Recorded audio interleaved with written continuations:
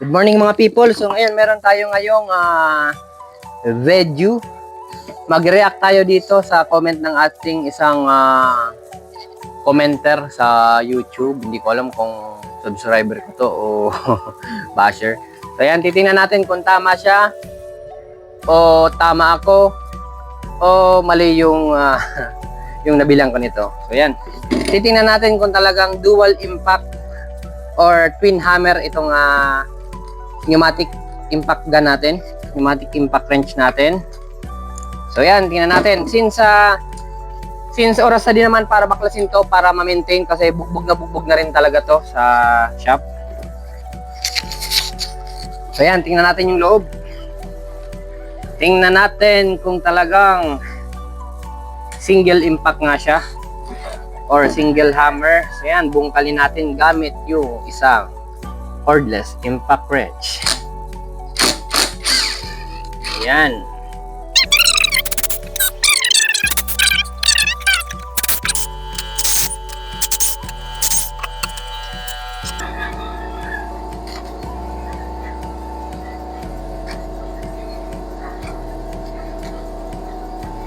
So yan na nga, ito yung pinakaunang parte na natanggal natin, itong cover.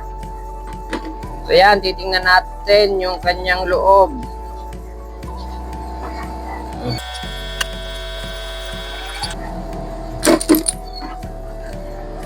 So yan, ito na yung kanyang impeller. Ito yung umiikot pag pumapasok yung hangin. Yan, naghiwalay-hiwalay yung putang ina.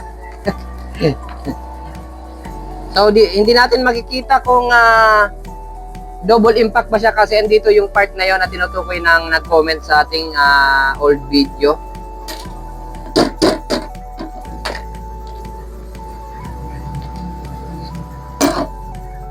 So yan na nga, natanggal na natin yung kanyang unahan. So yan, napakasimple lang ng mga parts niya kasi napakakonti ng kanyang parts kumpara dito sa dati kong ginagamit. So yan, maraming gumagamit nito kaya soon bubuksan ko rin to para maituro ko sa inyo kung paano ko to napalakas. Pero yung upgrade nito, yung ginawa kong upgrade, mas malakas pa rin tong untouched na twin hammer. So yan.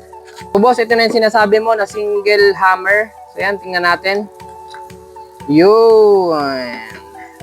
So yan, paano ba boss? Pasensya na pero twin hammer siya. Yan o, kita mo, dalawa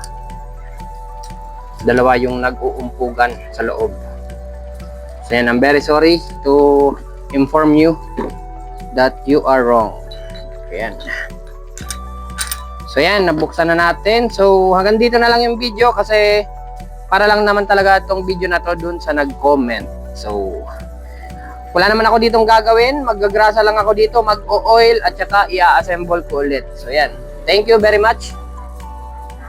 Peace.